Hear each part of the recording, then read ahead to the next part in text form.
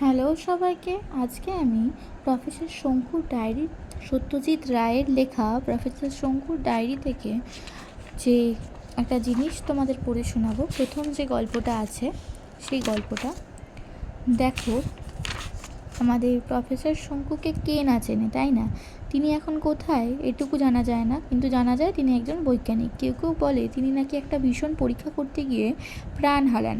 আবার এও শোনা যায় যে তিনি কোনো অজ্ঞাত অঞ্চলে গা ঢাকা দিয়ে নিজের কাজ এখনও করে যাচ্ছেন, সময় হলেই আত্মপ্রকাশ করবেন। প্রফেসর শঙ্কুর প্রত্যেকটি ডায়েরি কিছু না কিছু আশ্চর্য অভিজ্ঞতার বিবরণ আছে।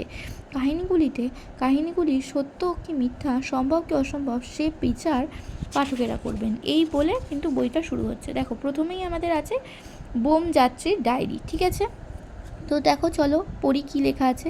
প্রফেসর ত্রিলোকেশ্বর শঙ্কুর ডায়েরিটা আমি পাই তারক চাটুর্যের কাছ থেকে। একদিন দুপুরের দিকে অফিসে বসে পুজো সংখ্যার জন্য একটা লেখার প্রুফ দেখছি। এমন সময় তারকবাবু এসে একটা লাল খাতা আমার সামনে ফেলে দিয়ে বললেন, পড়ে দেখো, গোল্ড মাইন। তারকবাবু এর আগেও কয়েকবার গল্প টল্প এনেছিলেন। খুব ভালো যে গল্প তা নয়, তবে বাবাকে চিনতেন। আর ছেঁড়া জামা টামা দেখে মনে হতো ভদ্রলোক বেশ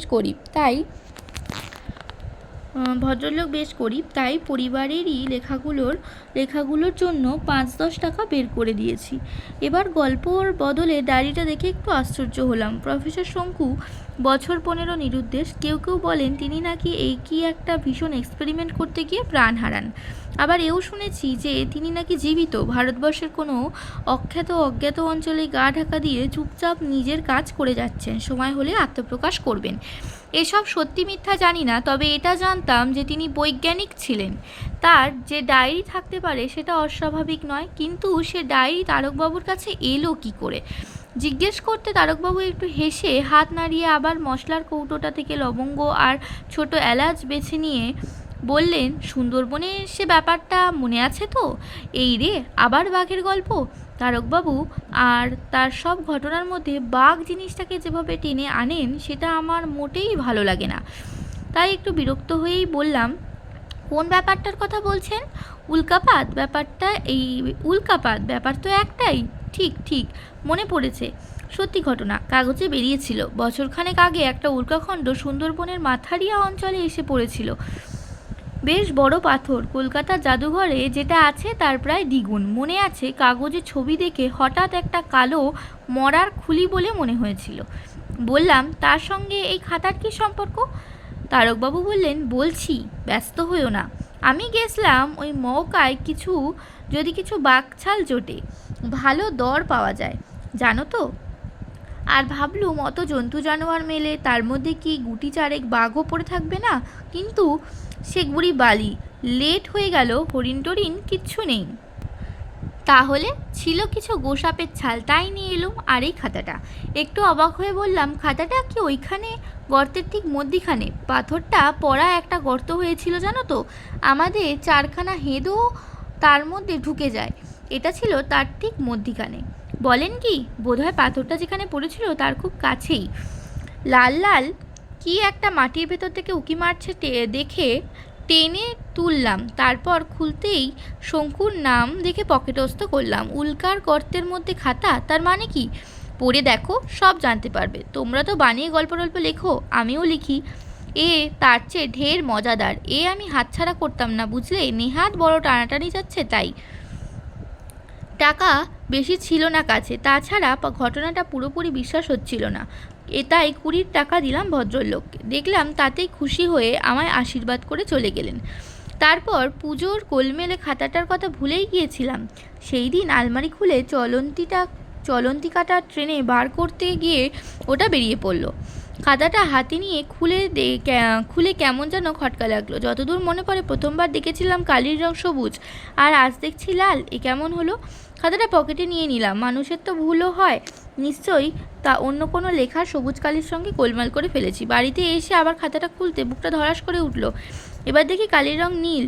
এরপর এক আশ্চর্য অদ্ভুত ব্যাপার, দেখতে চোখের সামনে নীলটা হয়ে গেল হলদে। এবার তো আর কোনো ভুল নেই, কালির রং সত্যি বদলাচ্ছে। হাতের কাঁপুনিতে খাতাটা মাটিতে পড়ে গেল। আমার ভুলো কুকুরটা যা পাই তাই দাঁত বসায়, খাতাও বাদ গেল না। কিন্তু আশ্চর্য, যে দাঁত এই 2 দিন আগেই আমার নতুন তালতলার চটিটা ছিঁড়েছে, সেই খাতার কাগজ আর কামড়ে কিচ্ছু হলো না।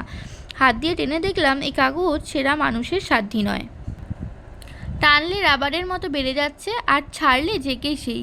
কি খেয়াল হলো, একটা দেশলাই জেলে কাগজটা ধরালাম, পুড়ল না। খাতাটা 5 ঘন্টা উনুনের মধ্যে ফেলে রেখে দিলাম। কালির রং যেমন বদলালো, কিন্তু আর কিছু হলো না। সেই দিনই রাত্রে ঘুমটুম ভুলে গিয়ে 3টে অবধি জেগে খাতাটা পড়া শেষ করলাম। যা পড়লাম তা তোমাদের হাতে তুলে দিচ্ছি। এসব সত্যি কি মিথ্যা, সম্ভব কি অসম্ভব, তা তোমরা বুঝে নিও। 1 জানুয়ারি। আজ দিনের শুরুতেই একটা বিশ্রী কাণ্ড ঘটে গেল। রোজকার মতো আজও নদীর ধারে মর্নিং ওয়াক সেরে ফিরেছি। এবার শোবার ঘরে ঢুকতেই একটা বিদঘুটে চেহারার লোকের সামনে পড়তে হলো। চমকে গিয়ে চিৎকার করতেই বুঝতে পারলাম যে ওটা আসলে আয়না, এবং লোকটা আর কেউ নয়, আমারই ছায়া। 1 বছরে আমারই চেহারা ওই রকম হয়েছে। আমার আয়নার প্রয়োজন হয় না বলে ওটার ওপর ক্যালেন্ডারটা টাঙিয়ে রেখেছিলাম। আজ সকালে বোধহয় প্রহ্লাদটা বছর শেষ হয়ে গেছে বলে সর্দারি করে ওটাকে নামিয়ে রেখেছে। ওকে নিয়ে আর পারা যায় না। 27 বছর ধরে আমার সঙ্গে থেকে আমার কাজ করে ওর বুদ্ধি হলো না। আশ্চর্য! চিৎকার শুনে প্রহ্লাদ ঘরে এসে পড়েছিল। ওকে একটু শিক্ষা দেওয়া দরকার মনে করে আমার স্নাফ গান বা নস্যাস্ত্রটা ওর ওপর পরীক্ষা করা গেল। দেখলাম এই নস্যির যা তেজ, তাক করে গোফের কাছাকাছি মারতে পারলেই যথেষ্ট কাজ হয়। এখন রাত 11টা, ওর হাঁচি এখনও থামেনি। আমার হিসাব যদি ঠিক হয় তো 33 ঘন্টার আগে এই হাঁচি থামবে না। 2 জানুয়ারি। রকেটটা নিয়ে যে চিন্তাটা ছিল সেটা ক্রমশই দূর হচ্ছে। যাবার দিন যত এগিয়ে আসছে ততই মনে জোর পাচ্ছি, উৎসাহ পাচ্ছি। এখন মনে হচ্ছে যে প্রথমবার কেলেঙ্কারিটার জন্য একমাত্র প্রহ্লাদই দায়ী। ঘড়িটায় দম দিতে গিয়ে সে যে ভুল করেই কাঁটাটাই ঘুরিয়ে ফেলেছে তা আর কি করে জানবো।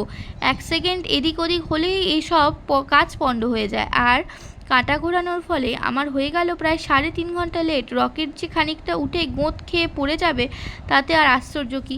রকেট পড়ায় অবিনাশবাবুর মূলোর ক্ষেত নষ্ট হওয়ার দরুন ভদ্রলোক 500 টাকা ক্ষতিপূরণ চাইছেন। একেই বলে দিনে ডাকাতি।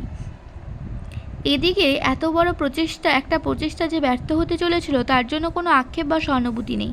এই সব লোককে জব্দ করার জন্য একটা নতুন কোনো অস্ত্রের কথা ভাবা দরকার। 5 জানুয়ারি। প্রহ্লাদটা বোকা হলেও ওকে সঙ্গে নিলে হয়তো সুবিধে হবে। আমি মোটেই বিশ্বাস করি না যে এই ধরনের অভিযানে কেবলমাত্র বুদ্ধিমান লোকেরই প্রয়োজন। অনেক সময় যাদের বুদ্ধি কম তাদের সাহস বেশি হয়, কারণ ভয় পাবার কারণটা ভেবে বের করতেও তাদের সময় লাগে।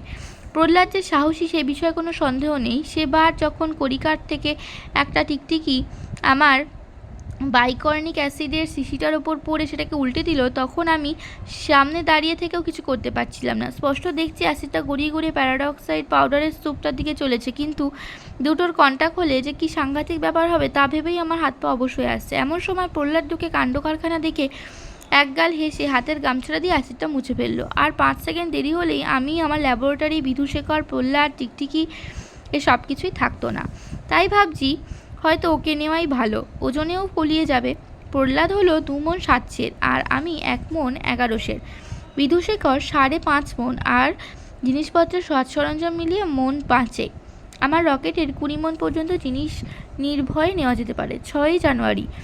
আমার রকেটের পোশাকটার আস্তিনে কতগুলো উচ্চিংড়ি ঢুকছিল। আজ সকালে সেগুলো ঝেড়ে ঝুড়ে বার করেছি। এমন সময় অবিনাশবাবু এসে হাজির। বললেন, কি মশাই, আপনি তো চাঁদপুর না মঙ্গলপুর কোথায় চললেন? আমার টাকাটার কি হবে? এই হলো অবিনাশবাবুর রসিকতার নমুনা। বিজ্ঞানের কথা উঠলেই ঠাট্টা আর ভাড়ামো। রকেটটা যখন প্রথম তৈরি করছি তখন একদিন এসে বললেন, আপনার ওই হাউইটা কি কালী পুজোর দিনে ছাড়ুন না, ছেলেরা বেশ আমোদ পাবে।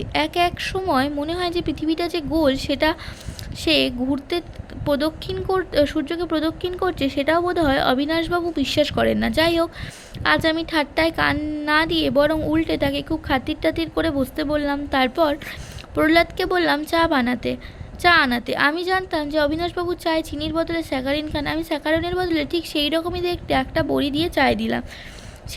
সেই বড়ি হলো আমার নতুন অস্ত্র। মহাভারতের জম্বুনাস্ত্র থেকে আইডিয়াটা এসেছিল, কিন্তু এটাই যে শুদ্ধ হাই উঠবে তা নয়। হাইয়ের পর গভীর ঘুম হবে এবং সেই ঘুমের মধ্যে সব অসম্ভব ভয়ঙ্কর রকমের স্বপ্ন দেখতে হবে। আমি নিজে কাল 1/4 বড়ি ডালিমের রসে ডাইলিউট করে খেয়েছি। সকালে দেখি স্বপ্ন দেখে ভয়ের চোটে দাঁড়ির বাঁ দিক একেবারে পেকে গেছে। 8ই জানুয়ারি, নিউটনকে সঙ্গে নেব। কদিন ধরেই আমার ল্যাবরেটরি আশেপাশে ঘুরঘুর করছে এবং করুণ স্বরে ম্যাও করছে। বোধহয় বুঝতে পারছিল যে আমার যাবার সময় এসেছে। কাল ওকে ফিশ পিলটা খাওয়ালাম, মহা খুশি। আজ মাছের মুড়ো আর বড়ি পাশাপাশি রেখে পরীক্ষা করে দেখলাম ও বড়ি খেলো। আর কোনো চিন্তা নেই, এবার চটপট ওর জন্য একটা পোশাক আর হেলমেট তৈরি করে ফেলতে হবে। 10ই জানুয়ারি, দুদিন থেকে দেখছি বিধুশেখর মাঝে মাঝে গাঁ গাঁ শব্দ করছে। এটা খুবই আশ্চর্য, কারণ বিধুশেখর তো শব্দ করবার কথা নয়। কলকবজার মানুষ তো কাজ করতে বললে চুপচাপ কাজ করবে, এবং নড়াচড়ার যা ঢং ঢং শব্দ, ও তো আমার হাতে তৈরি। আমি জানি ওর কতখানি ক্ষমতা, তা জানি ও নিজস্ব বুদ্ধি বা চিন্তাশক্তি বলে কিছু থাকতেই পারে না, কিন্তু বেশ কিছুদিন থেকেই মাঝে মাঝে ওর ব্যতিক্রম লক্ষ্য করছি। একদিনের ঘটনা খুব বেশি মনে পড়ে। আমি যখন সবে রকেটের পরিকল্পনাটা করছি, জিনিসটা যে কোনো সাধারণ ধাতু দিয়ে তৈরি হতে পারে না সেটা প্রথমেই বুঝেছিলাম। অনেক এক্সপেরিমেন্ট করার পর ব্যাঙের ছাতা, সাপের খোলস আর কচ্ছপের ডিমের ভেতর একটা খোলা মিশিয়ে একটা কম্পাউন্ড তৈরি করেছি। বেশ বুঝতে পারছি যে সে এবার হয় ট্যান্ট্রাম বোরোপ্যাক্সিটেনেট, না হয় ইকুইয়স ভেলোসিলিকা মেশালেই ঠিক জিনিসটা পেয়ে যাব। প্রথমেই ট্যান্ট্রামটাই দেখা যাক ভেবে 1 চামচ ঢালতে যাব, এমন সময় ঘরে একটা প্রকাণ্ড ঘটং ঘটং শব্দ আরম্ভ হলো। চমকে গিয়ে পেছন ফিরে দেখি বিদূষকার লোহার মাথাটা ভীষণভাবে এপাশ ওপাশ করছে এবং তাতেই আওয়াজ হচ্ছে। খুব জোর দিয়ে বারণ করতে গেলে মানুষ যেভাবে মাথা নাড়ে ঠিক সেই রকম। কী হয়েছে দেখতে যাব, মনে হয় ট্যান্ট্রামটা যেই হাতে নিয়েছি অমনি মাথা নাড়া থেমে গেল। কাছে গিয়ে দেখি কোনো গোলমাল নেই, কলকবজা, তেল টেল সবই ঠিক আছে। টেবিলে ফিরে এসে আবার যেই ট্যান্ট্রামটা হাতে নিয়েছি অমনি আবার ঘটাং ঘটাং। এ তো ভারী বিপদ। বিদূষিকর কি সত্যি বারণ করছে নাকি? এবার ভেলোসিলিকাটা হাতে নিলাম, নিতেই আবার সেই শব্দ, কিন্তু এবার শুধু মাথা নড়ছে, ওপর নিচ ঠিক ঠিক যেমন মানুষ হ্যাঁ বলে। শেষ পর্যন্ত ভেলোসিলিকা মিশিয়ে ধাতুটা তৈরি হলো। পরে ট্যান্ট্রামটা দিয়েও পরীক্ষা করে দেখেছিলাম, না করলেই ভালো ছিল। সেই চোখ ধাঁধানো সবুজ আলো আর বিস্ফোরণের বিকট শব্দ কোনোদিন ভুলব না। 12ই জানুয়ারি, আজ বিদূষেখর কলকবজা খুলে ওকে ভালো করে পরীক্ষা করে ওর আওয়াজ কোনো কারণ খুঁজে পেলাম না। তবে এও ভেবে দেখলাম যে এতে আশ্চর্য হবার কিছু নেই। আমি আগেও অনেকবার দেখেছি যে আমার বৈজ্ঞানিক বিদ্যাবুদ্ধি দিয়ে আমি যে জিনিস তৈরি করি সেগুলো অনেক সময় আমার হিসেবের বেশি কাজ করে। তাতে এক এক সময় মনে হয়েছে যে হয়তো বা কোনো অদৃশ্য শক্তি আমার অজ্ঞাতে আমার ওপর খোদারি করছে। কিন্তু সত্যিই কি তাই? বরঞ্চ আমার মনে হয় যে আমার ক্ষমতার দৌড় যে ঠিক কতখানি তা নিয়েই হয়তো আমি নিজেই বুঝতে পারি না। খুব বড় বড় বৈজ্ঞানিকদের কাছে শুনেছি এরকম হয়। আর একটা কথা আমার প্রায়ই মনে হয়, সেটা হচ্ছে বাইরের কোনো জগতের প্রতি আমার যেন একটা টান আছে। সেই টানটা লিখে বোঝানো শক্ত। মাধ্যাকর্ষণ শক্তির ঠিক উল্টো একটা শক্তি যদি কল্পনা করা যায়, তাহলে এটার একটা আন্দাজ পাওয়া যাবে। মনে হবে যেন পৃথিবীর প্রভাব ছাড়িয়ে যদি কিছু দূর ওপরে উঠতে পারি, তাহলে এই টানটা আপনা থেকে আমাকে অন্য কোনো গ্রহে নিয়ে ফেলবে। এই টানটা যে চিরকাল ছিল তা নয়, একটা বিশেষ দিন থেকে আমি এটা অনুভব করছি। এই দিনটার কথা আজও বেশ মনে আছে। 12 বছর আগে আশ্বিন মাস, আমি আমার বাগানে একটা আরামকেদারে শুয়ে শরৎকালে মৃদু মৃদু বাতাস উপভোগ করছি। আশ্বিন কার্তিক মাসটা আমি রোজ রাতে খাবার পরে 3 ঘন্টা এইভাবে শুয়ে থাকি, কারণ এই দুটো মাসে উল্কাপাত হয় সবচেয়ে বেশি। 1 ঘন্টায় অন্তত 7-8-10টা উল্কা রোজই দেখা যায়। আমার দেখতে ভারী ভালো লাগে। সেই দিন কতক্ষণ শুয়েছিলাম খেয়াল নেই। হঠাৎ দেখি একটা উল্কা দেখলাম যেন একটু অন্যরকম। সেটা ক্রমশই বড় হচ্ছে এবং মনে হলো যেন আমার দিকেই আসছে। এক দৃষ্টে চেয়ে রইলাম। উল্কাটা ক্রমে ক্রমে কাছে আসছে। আবার বাগানের পশ্চিম দিকের গোলাঞ্চ গাছটার পাশে থেমে একটা প্রকাণ্ড জোনাকির মতো চলতে লাগলো। সে এক আশ্চর্য দৃশ্য। আমি উল্কাটাকে ভালো করে দেখব বলে চেয়ার ছেড়ে উঠতে যাব, উঠে যেতেই দেখি ঘুমটা ভেঙে গেল। এটাকে স্বপ্ন বলে বিশ্বাসই করতাম না, কিন্তু দুটো কারণে খটকা রয়ে গেল। এক হলো ওই আকর্ষণ যেটার বশে আমি তার পরদিন থেকেই রকেটের বিষয়ে ভাবতে শুরু করি, আর এক হলো এই গোলঞ্চ গাছ। সেই দিন থেকেই গাছটাতে গোলঞ্চের বদলে একটা নতুন রকমের ফুল হচ্ছে। এই রকম ফুল কেউ কোথাও দেখেছে কি না জানি না। আঙুলের মতো 5টা করে ঝোলা ঝোলা পাপড়ি। দিনের বেলা কুচকুচে কালো, কিন্তু রাত হলেই ফসফরাসের মতো জ্বলতে থাকে। আর যখন হাওয়ায় দোলে ঠিক তখন মনে হয় যেন হাতছানি দিয়ে ডাকছে। 12ই জানুয়ারি, কাল ভোর 5টায় মঙ্গল যাত্রা। আজ প্রহ্লাদকে ল্যাবরেটরিতে ডেকে এনে ওর পোশাক আর হেলমেটটা পরিয়ে দিলাম। ও তো হেসেই অস্থির। সত্যি কথা বলতে কি, আমারও ওর চেহারা ও ভাব দেখে হাসি পাচ্ছিল। এমন সময় একটা ঠং ঠং ঘং ঘং শব্দ শুনে দেখি বিদুশেখর আর তার লোহার চেয়ারটায় ঝুলে বসছে আর গলা দিয়ে নতুন রকম শব্দ বের করছে। এই শব্দের মানে একটাই হতে পারে, বিদুশেখর প্রহ্লাদকে দেখে হাসছিল। নিউটন হেলমেটটা পরানোর সময় একটু আপত্তি করছিল, কিন্তু এখন দেখছি বেশ চুপচাপ হয়ে বসে আছে আর মাঝে মাঝে জিভ বার করে হেলমেটের কাঁচটা চেটে চেটে দেখছে। 22শে জানুয়ারি। আমরা 7 দিন হলো পৃথিবী ছেড়েছি। এবার যাত্রায় কোনো বাধা পড়েনি। ঘড়ির কাঁটায় কাঁটায় রওনা হয়েছি। যাত্রী এবং মালপত্র নিয়ে ওজন হলো 15 মণ 32 3 ছটা। 5 বছর পর্যন্ত রসদ আছে সঙ্গে। 3 নিউটনের একটা ফিসপিল 7 দিনের খাওয়া হয়ে যাচ্ছে। আমার আর প্রহ্লাদের জন্য বটফলের রস থেকে যে বড়িটা তৈরি করেছিলাম, বটিক ইন্ডিকা, কেবলমাত্র সেইটাই নিয়েছি। বটিক ইন্ডিকার একটা হোমিওপ্যাথিক বড়ি খেলেই পুরো 24 ঘন্টার খিদে তেষ্টা মিটে যাচ্ছে। 1 মণ বড়ি সঙ্গে আছে। নিউটনের এত ছোট জায়গায় বেশিক্ষণ বন্ধ থেকে অভ্যেস নেই, তাই বোধহয় প্রথম কদিন একটু ছটফট করছিল। কাল থেকে দেখছি আমার টেবিলের ওপর বসে ঘন্টার পর ঘন্টা বাইরের দৃশ্য দেখছে। কুচকুচে কালো আকাশ, তার মধ্যে অগণিত জ্বলন্ত গ্রহ নক্ষত্র। নিউটন দেখে আর মাঝে মাঝে আস্তে করে লেজের ডগাটা নাড়ে। ওর কাছে বোধ হয় ওগুলোর অসংখ্য বেড়ালের চোখের মতো মনে হয়। বিধুশেখরের কোনো কাজকর্ম নেই, চুপচাপ বসে থাকে। ওর মন বা অনুভূতি বলে যদি কিছু থেকেও থাকে, সেটা ওর গোল গোল বলের মতো নিষ্পলক কাচের চোখ থেকে দেখে বোঝবার কোনো উপায় নেই। প্রহ্লাদের দেখছি বাইরের দৃশ্য সম্পর্কে কোনো কৌতূহল নেই। ও বসে বসে কেবলমাত্র রামায়ণ পড়ে। ভাগ্যে বাংলাটা শিখেছিল আমার কাছে। 25শে জানুয়ারি। বিধুশেখরকে বাংলা শেখাচ্ছি। বেশ সময় লাগবে বলে মনে হচ্ছে, তবু চেষ্টা আছে। প্রহ্লাদ যে ওর উচ্চারণে ছিঁড়ি দেখে হাসে, সেটাও মোটেই পছন্দ করে না। 2-1 বার দেখেছি মুখ দিয়ে গ গ করছে এবং পা দুটো ঠং ঠং করে মাটিতে ঠুকছে। ওর লোহার হাতের একটা বাড়ি খেলে যে কী দশা হবে প্রহ্লাদ কি বোঝে না? আজ বিধুশেখরকে পরীক্ষা করবার জন্য জিজ্ঞেস করলাম কেমন লাগছে। ও প্রশ্নটা শুনে 2-3 সেকেন্ড চুপ করে থেকে হঠাৎ দুলতে আরম্ভ করলো। কিছুক্ষণ সামনে পেছনে দুলে তারপর হাত দুটোকে পরস্পরের কাছে এনে ঠং ঠং হাততালির মতো বাজালো। পায়ে দুখানা খানিকটা সোজা হয়ে উঠে ঘড়িটাকে চিৎ করে বলল, গং গাং গাগং। ও যে আসলে বলতে চাইছিল ভালো, সে বিষয়ে আমার কোনো সন্দেহ নেই। আজ মঙ্গলটাকে একটা বাতাবি লেবুর মতো দেখাচ্ছে। আমার হিসেব অনুযায়ী 1 মাস পরে ওখানে পৌঁছবো। এই মাস নির্বিঘ্নে কেটেছে। প্রহ্লাদ রামায়ণ শেষ করে মহাভারত ধরেছে। আজ সকালে দূরবীন দিয়ে গ্রহটাকে দেখছি, এমন সময় খেয়াল হলো বিদুশেখর কি জানি বিড়বিড় করছে। প্রথম দিন মন দিইনি, তারপর লক্ষ্য করলাম যে বেশ লম্বা একটা কথা বারবার বলছে। প্রতিবারই একই কথা বলছে। আমি সেটা খাতায় লিখে নোট করলাম। এই রকম দাঁড়ালো, ঘং ঘাং কুং খঙা আং গা কে কেই কং খঙা। লেখাটা পড়ে এবং ওর কথা শুনতে শুনতে হঠাৎ বুঝতে পারলাম ও কি বলতে চাইছে। কিছুদিন আগে দ্বিজু রায়ের একটা গান গুনগুন করে গাইছিলাম। এটাও তারই প্রথম লাইন, ধনধান্যে পুষ্পভরা আমাদেরই বসুন্ধরা। ধরাকে খঙা বলছে।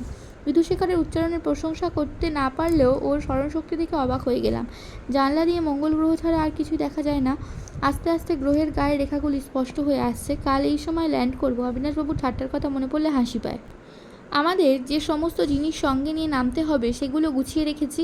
ক্যামেরা, দূরবীন, অস্ত্রশস্ত্র, ফার্স্ট এড বক্স এসবই নিতে হবে। মঙ্গল গ্রহে যে প্রাণী আছে সে বিষয়ে আমার সন্দেহ নেই, তবে তারা যে কীরকম, ছোট কি বড়, হিংস্র না অহিংস্র তা জানি না। একেবারে মানুষের মতো কিছু হবে সেটা অসম্ভব বলে মনে হয়।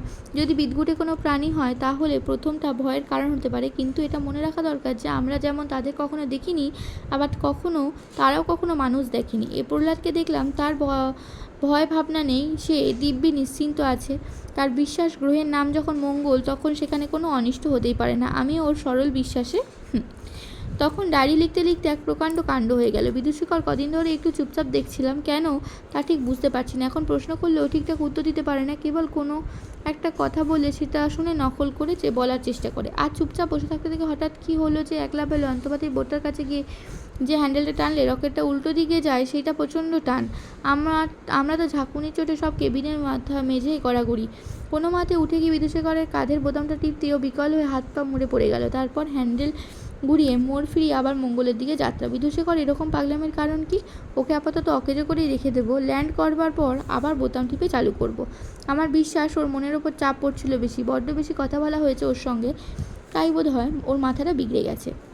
আর 5 ঘন্টা আছে আমাদের ল্যান্ড করতে। গ্রহের গায়ে যে নীল জায়গাগুলো প্রথমে জল মনে হয়েছিল সেটা এখন অন্য কিছু বলে মনে হচ্ছে। সরু সরু লাল সুতোগুলো যে কি এখনও বুঝতে পারছি না। আমরা 2 ঘন্টা হলো মঙ্গল গ্রহে নেমেছি। একটা হলদে রঙের নরম পাথরের ঢিপির ওপর বসে আমি ডায়েরি লিখছি। এখানে গাছপালা, মাটি পাথর সবই কেমন নরম রাবারের মতো। সামনেই হাত বিশেক দূরে একটা লাল নদী বয়ে যাচ্ছে। সেটাকে প্রথমে নদী বলে বুঝিনি, কারণ জলটা দেখলে মনে হয় যেন স্বচ্ছ পেয়ারার জেলি। এখানে সব নদীই বোধহয় লাল এবং সেগুলিকে আকাশ থেকে লাল সুতোর মতো দেখায়। যেটাকে রকেট থেকে জল বলে মনে হয়েছিল সেটা আসলে ঘাস আর গাছপালা। সবই সবুজের বদলে নীল। আকাশের রং কিন্তু সবুজ, তাই সব কী রকমের উল্টো মনে হয়। এখন পর্যন্ত কোনো প্রাণী চোখে পড়েনি। আমার হিসেব তা ভুল হলো নাকি? কোনো সারা শব্দ পাচ্ছি না। কেমন যেন একটা থমথমে ভাব। এক নদীর জলের কুলকুল শব্দ ছাড়া আর কোনোই শব্দ নেই। আশ্চর্য নিস্তব্ধ। ঠান্ডা নেই, বরঞ্চ গরমের দিকে। কিন্তু মাঝে মাঝে একটা হাওয়া আসে, সেটা ক্ষণস্থায়ী হলেও একেবারে হাড় পর্যন্ত কাঁপিয়ে দেয়। দূরে হয়তো বরফের পাহাড় টাহাড় জাতীয় কিছু আছে। নদীর জলটা প্রথম থেকে পরীক্ষা করতে সাহস পাচ্ছিলাম না। তারপর নিউটনকে দেখে ভরসা পেলাম। আজলা করে তুলে দেখি অমৃত। মনে পড়ল একবার গাঢ় পাহাড়ে একটা ঝর্ণার জল খেয়ে আশ্চর্য ভালো লেগেছিল, কিন্তু এর কাছে সে কি জল কিছুই না। এক ঢোক খেয়েই শরীর ও মনের সমস্ত ক্লান্তি দূর হয়ে গেল। বিধুশেখরকে নিয়ে আজ এক ফ্যাসাদ। ওর কি হয়েছে জানি না। রকেট ল্যান্ড করার পর বোতাম টিপে ওকে চালু করে দিলাম, কিন্তু নড়েও না চড়েও না। জিজ্ঞেস করলাম কি হয়েছে, তুমি নামবে নাও? মাথা নেড়ে না বলল। বললাম কেন, কি হয়েছে? এবার বিধুশেখর হাত দুটো মাথার ওপর তুলে গম্ভীর ভয় পাওয়া গলায় বলল, ভিনং। বিধুশেখরের ভাষা বুঝতে আমার কোনো অসুবিধা হয় না, তাই বুঝলাম ও বলছে বিপদ। জিজ্ঞেস করলাম কি বিপদ বিধুশেখর, কিসের ভয়? বিধুশেখর আবার গম্ভীর গলায় বলল, ভিনং। বিপদ, ভীষণ বিপদ। অগত্যা বিধুশেখরকে রকেটে রেখে আমরা 3টি প্রাণী মঙ্গল গ্রহের মাটিতে পদার্পণ করলাম। প্রথম পরিচয়ের অবাক ভাবটা 2 ঘন্টার মধ্যে অনেকটা কেটে গেছে, কিন্তু জগতের যে একটা গন্ধ থাকতে পারে সেটা ভাবতে পারিনি। রকেট থেকে নেমেই সেটা টের পেলাম। এটা গাছপালা জলামাটির গন্ধ নয়, কারণ আলাদা আলাদা করে প্রত্যেকটা জিনিস শুকে দেখেছি। এটা মঙ্গল গ্রহেরই গন্ধ, আবহাওয়ার সঙ্গে মিশে রয়েছে। হয়তো পৃথিবীও একটা গন্ধ রয়েছে যেটা আমরা টের পাই না, কিন্তু অন্য কোনো গ্রহের লোক গেলে নিশ্চয়ই সেখানে গেলেই পাই। প্রহ্লাদ পাথর কুড়িয়ে বেড়াচ্ছে। ওকে বলছি কোনো প্রাণী দেখলে আমাকে খবর দিতে। একদিকের আকাশ দেখছি সবুজ রঙে লালের ছোপ পড়েছে। এখন তাহলে বোধহয় ভোর শিগগিরই সূর্য উঠবে। মঙ্গল গ্রহের বিভীষিকা যেন দূর হতে কত দিন লাগবে জানি না। কি করে যে প্রাণ নিয়ে বাঁচলাম সেটা ভাবতে এখনও অবাক লাগে। মঙ্গল যে কত অমঙ্গল হতে পারে সেটা হাড়ে হাড়ে টের পেয়েছি। ঘটনাটা ঘটলেও প্রথম দিনই। সূর্য ওঠার সঙ্গে সঙ্গে আমি টিলার ওপর দিকে উঠে জায়গাটা দিনের আলোয় একটু ভালো করে ঘুরে দেখবো ভাবছি। এমন সময় একটা আস্তে গন্ধ আর একটা অদ্ভুত শব্দ শুনতে পেলাম। ঠিক মনে হলো যেন একটা বেশ বড় রকমের ঝিঁঝি তেন্ত্রি বলে ডাকছে। আওয়াজটা কোন দিক থেকে আছে সেটা বোঝবার চেষ্টা করছি। এমন সময় একটা বিকট চিৎকারে আমার রক্ত জল হয়ে গেল। তারপর দেখলাম প্রহ্লাদকে। তার চোখ যেন ঠিকরে বেরিয়ে আসছে। ডান হাতের মুঠোয় নিউটনকে ধরে ঊর্ধ্বশ্বাসে এক লাফে 20-25 হাত ধরে রকেটের দিকে চলছে। তার পিছু নিয়েছি যে জিনিসটা, সেটাও মানুষও নয়, জন্তুও নয়, মাছও নয়, কিন্তু তিনের সঙ্গেই কিছু কিছু মিল আছে। লম্বায় 3 হাতের বেশি নয়, পা আছে, কিন্তু হাতের বদলে মাছের মতো ডানা, বিরাট মাথায়, মুখজোড়া দন্তহীন হাঁ, ঠিক মাঝখানে প্রকাণ্ড একটা সবুজ চোখ, তার সর্বাঙ্গে মাছের মতো আঁশ সকলের রোদে চিকচিক করছে। জন্তুটা ভালো ছুটতে পারে না, পদে পদে হোঁচট খাচ্ছে, তাই হয়তো প্রহ্লাদের নাগাল পাবে না। আমার যেটা সবচেয়ে সাংঘাতিক অস্ত্র, সেটা নিয়ে আমি জন্তুটার পেছনে রকেটের দিকে ছুটলাম। প্রহ্লাদের যদি অনিষ্ট হয় তাহলে অস্ত্রটা ব্যবহার করব, নয়তো প্রাণী হত্যা করব না। কিন্তু যখন জন্তুটার থেকে 10-25 হাত গজ দূরে, তখনই প্রহ্লাদ রকেটে উঠে পড়েছে। কিন্তু এবার আর এক কাণ্ড। বিধুশেখর এক লাফে রকেট থেকে নেমে জন্তুটাকে রুখে দাঁড়ালো। ব্যাপারটা দেখে আমিও থমকে দাঁড়ালাম। এমন সময় একটা দমকা হওয়ার সঙ্গে সঙ্গে আবার সেই আষ্টে গন্ধটা পেয়ে ঘুরে দেখি ঠিক ওইটার মতো আরও অন্তত 200-300 জন্তু দূর থেকে দুলতে তুলতে রকেটের দিকে এগিয়ে আসছে। তাদের মুখ থেকে সেই বিকট ঝিঝির শব্দ, তিন্ত্রি। বিধুশেখর লোহার হাতের এই বাড়িতে জন্তুটা চি শব্দ করে ডানা ঝাপটাতে মাটিতে পড়ে গেল। পাছে ও মাথায় লক্ষ্যের মাথায় ওই একাই ওই মঙ্গলীয় সৈন্যকে আক্রমণ করে, তাই দৌড়ে গিয়ে বিধুশেখরকে জাপটে ধরলাম। কিন্তু ওর গো সাংঘাতিক। আমার শুধু ইচ্ছে টেনে জন্তুগুলোর দিকে এগিয়ে চলল। কোনো মতে কাঁধের হাতে পৌঁছিয়ে বোতামটা টিপে দিলাম। বিধুশেখর অচল হয়ে হুমড়ি খেয়ে পড়লো। এদিকে মঙ্গলীয় সৈন্য এখন 100 গজের মধ্যে। তাদের আষ্টে গন্ধে আমার মাথা ঘুরছে। ভৌতিক তিন্ত্রি চিৎকারে কান ভোঁ ভোঁ করছে। এখন এই 5 মণি যন্ত্রের মানুষটাকে রকেটে ওঠাই কি করে? প্রহ্লাদকে ডেকে উত্তর পেলাম না। কি বুদ্ধি হলো? হাত দিয়ে বিদূষকের কোমরের কবচটা খুলতে লাগলাম। বুঝতে পারছি মঙ্গলীয় সৈন্যের ঢেউ দুলতে দুলতে ক্রমশ এগিয়ে আসছে। আর চোখে দেখি এখন প্রায় 1000 জন্তু। রোদ পড়ে আবার আসে, চকচকানি চোখ প্রায় ঝলসে যায়। কোনো মতে বিদূষকরকে দুভাগে ভাগ করে ফেলে তার মাথার অংশটা টানতে টানতে রকেটের সামনে দরজার কাছে এনে ফেললাম। আর এবার পায়ের দিকটা। সৈন্য এখন 50 গজের মধ্যে। আমার হাত পা অবশ হয়ে আসছে। অস্ত্রের কথা ভুলে গিয়েছি। পা ধরে টানতে টানতে বিদূষকরের তলার অংশ যখন রকেটের কাছে এনে ফেললাম, তখন দেখি প্রহ্লাদের জ্ঞান হয়েছে। সে এরই মধ্যে ওপরের দিকের ক্যাবিনের ভিতর দরজা তুলে দিয়েছে। বাকি অংশটা ভিতরে তুলে ক্যাবিনের দরজা বন্ধ করা ঠিক আগের মুহূর্তে আমার পায়ের কাছে একটা ঠান্ডা স্যাঁতস্যাঁতে ঝাপটা অনুভব করলাম। তারপর আর কিছুই মনে ছিল না। যখন জ্ঞান হলো দেখি রকেট উড়ে চলেছে। আমার ডান পায়ে একটা চিনচিনে যন্ত্রণা ও ক্যাবিনের মধ্যে একটা মেছো গন্ধ এখনও রয়ে গেছে। কিন্তু রকেটটা উড়লো কী করে, চালালো কে? প্রহ্লাদ তো যন্ত্রপাতির কিছুই জানে না, আর বিদূষকর তো এখনও দুহাতখানা হয়ে পড়ে আছে।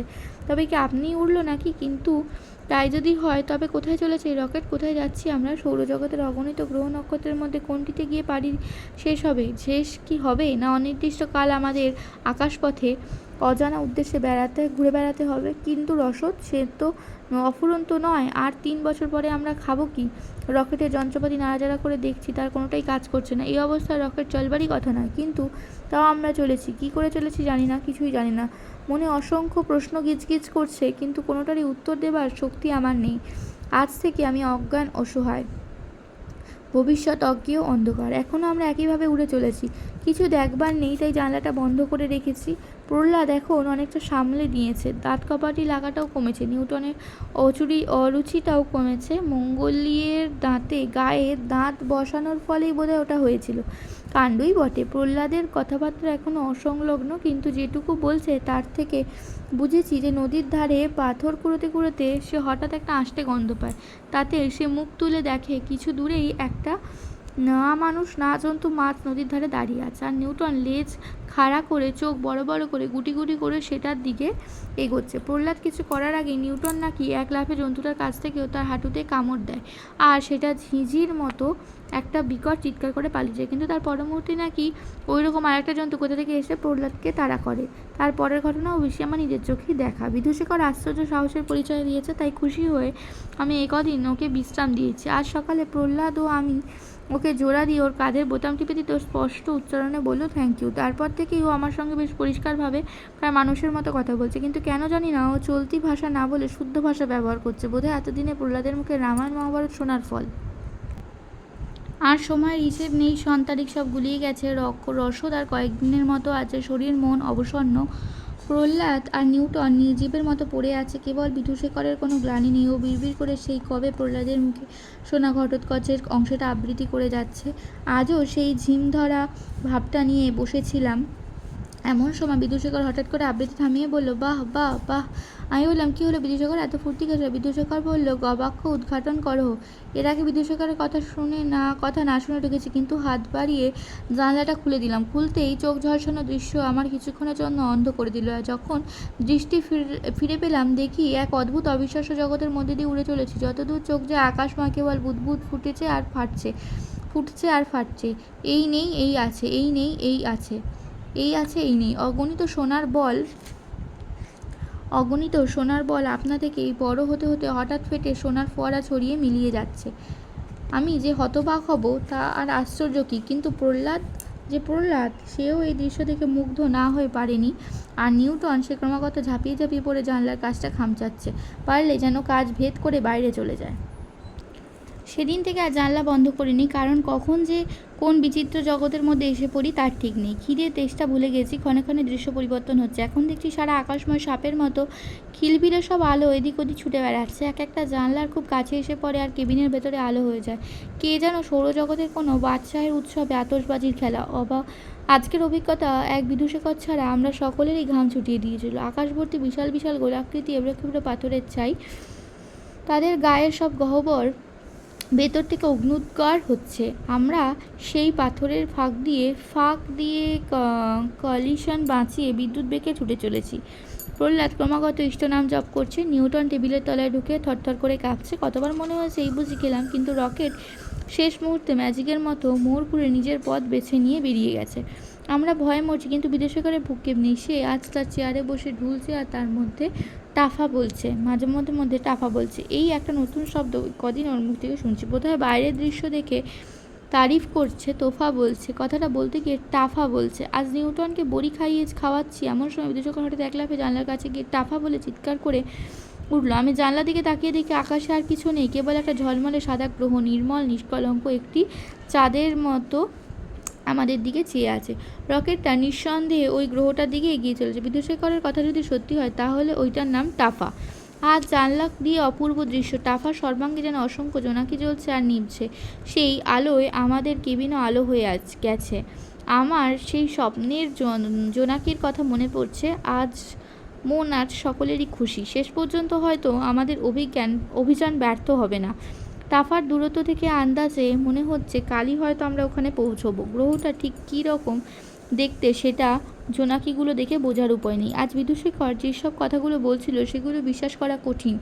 আমি কদিন থেকেই ওর অতিরিক্ত ফুর্তি দেখে বুঝেছি যে ওর মাথাটা হয়তো আবার গোলমাল করছে। ও বলল টাফায় নাকি সৌরজগতের প্রথম সভ্য লোকেরা বাস করে। পৃথিবীর সভ্যতার চেয়ে ওদের সভ্যতা নাকি বেশ কয়েক কোটি বছরের পুরনো। ওদের প্রত্যেকটি লোকই নাকি বৈজ্ঞানিক এবং এত বুদ্ধিমান লোক একসঙ্গে হওয়াতে নাকি ওদের অনেক দিন থেকেই অসুবিধা হচ্ছে। তাই কয়েক বছর থেকেই নাকি ওরা অন্যান্য গ্রহ থেকে কম বুদ্ধি লোক বেছে নিয়ে এসে টাফায় আনিয়ে বসবাস করাচ্ছে। আমি বললাম তাহলে ওদের প্রহ্লাদকে পেয়ে খুব সুবিধা হবে বলো। তাই শুনে বিদূষিকা ঠং ঠং করে হাততালি দিয়ে একরকম বিশ্রী রকম অট্টহাসি করলো।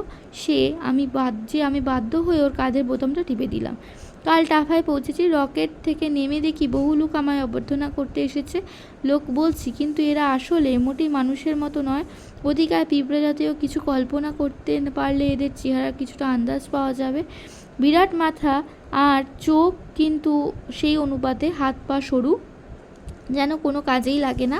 এদের সম্বন্ধে বিদূষেকর বলেছিল তা যে একদম ভুল নয় সে বিষয়ে কোনো সন্দেহ নেই। আমার বিশ্বাস ব্যাপারটা আসলে ঠিক তার উল্টো। অর্থাৎ এরা মানুষের অবস্থা থেকে এখনও অনেক পিছিয়ে আছে। এখন যে অবস্থায় পৌঁছতে ঢের সময় লাগবে। টাফায় অবস্থিত যে পৃথিবীর তুলনায় কম আদিম তা এতেই বোঝা যাচ্ছে। এদের ঘরবাড়ি বলে কিছু নেই, এমনকি গাছপালা টালাও নেই। এরা গর্ত দিয়ে মাটির ভেতর ঢুকে যায় এবং সেখানেই বাস করে। অবশ্যই আমাকে এরা ঠিক আমার দেশের বাড়ির মতো একটা বাড়ি দিয়েছে, কেবল ল্যাবরেটরিটাই নেই, আর সবই যেমন ঠিক ছিল ঠিক তেমনই। প্রহ্লাদ ও নিউটন দিব্যি আছে। নতুন গ্রহে এসে নতুন পরিবেশে যে বাস করছি তা বোধটাই যেন নেই। বিদূষেকরকে কেবল দেখতে পাচ্ছি না, ও কাল থেকেই উধাও। টাফা সম্পর্কে এতগুলো মিথ্যে কথা বলে হয়তো আর মুখ দেখানোর সাহস নেই। আজ থেকে ডায়েরি লেখা বন্ধ করব, কারণ এখানে উল্লেখযোগ্য ঘটনা ঘটার কোনো সম্ভাবনা দেখছি না। খাতাটা পৃথিবীর থেকে ফেরত পাঠানোর কোনো উপায় নেই। এটা খুব আক্ষেপের বিষয়। এত মূল্যবান তথ্য রয়েছে এতে। এখানকার মূর্খরা তো মর্ম কিছুই বুঝবে না, আর এদিকে আমাকেও ফেরত দিতে দেবে না। ফিরে যাওয়াটা খুব একটা প্রয়োজন বোধ করছি তাও নয়, কারণ এরা সত্যিই খুবই যত্নে রেখেছে। বোধহয় ভাবছে যে আমাদের কাছ থেকে কিছু আদায় করে নেবে। এরা বাংলাটা জানলেও কী করে জানি না, তবে তাতে অসুবিধা হয়েছে যে ধমক টমক দিলে বোঝে।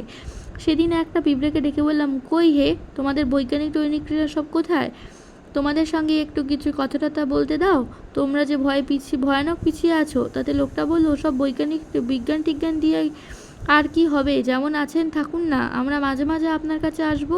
আপনার সহজ সরল কথাবার্তা শুনতে আমাদের ভারী ভালো লাগে। আহা, যত সব ন্যাকামো। আমি রেগে গিয়ে আমার নস্যি বন্দুকটা দিয়ে লোকটার ঠিক নাকের ফুটোয় টাক করলাম, কিন্তু তাতে কিছু হলো না। তবে কি করে, এরা যে হাঁচতেও এখনো শেখেনি। অনেকের হয়তো জানতে চাইবে প্রফেসর শঙ্কর ডায়েরিটা কোথায় এবং এমন আশ্চর্য জিনিসটাকে দেখবার কোনো উপায় আছে কি না। আমার নিজের ইচ্ছে ছিল যে ডায়েরিটা ছাপানোর পর ওর কাগজ ও কালিটা কোনো বৈজ্ঞানিককে দিয়ে পরীক্ষা করিয়ে তারপর ওটাকে জাদুঘরে দিয়ে দেব। সেখানে থাকলে অবশ্যই সকলের পক্ষেই দেখা সম্ভব, কিন্তু তা হবার জো নেই। না থাকার কারণটা আশ্চর্য। লেখাটা কপি করে প্রেসে দেবার পর সেই দিনই বাড়ি এসে শোবার ঘরের তাক থেকে ডায়েরিটা নামিয়ে গিয়ে দেখি জায়গাটা ফাঁকা। তারপর একটা অদ্ভুত ব্যাপার দেখলাম। ডায়েরির পাতার কিছু গুঁড়ো আর লাল মলারটার ছোট্ট একটা অংশ তাকের ওপর আছে, এবং তার ওপর ক্ষিপ্র পদে ঘোরাফেরা করছে প্রায় 100 খানেক ভুবুক্ষু ডেঁও পিঁপড়ে। এরা পুরো খাতাটাকে খেয়ে শেষ করেছে এবং ওই সামান্য বাকি অংশটুকু আমার চোখের সামনেই উদরাস্বাদ করে ফেললো। কেবল আমি হাঁ করে চেয়ে রইলাম। যে জিনিসটাকে অক্ষয় অবিনশ্বর বলে মনে হয়েছিল সেটা হঠাৎ পিঁপড়ের খাদ্যে পরিণত হলো কী করে, সেটা আমি এখনও ভেবে ঠাউর করতে পারিনি। তোমরা এর কিছু মানে বুঝতে পারছো কি?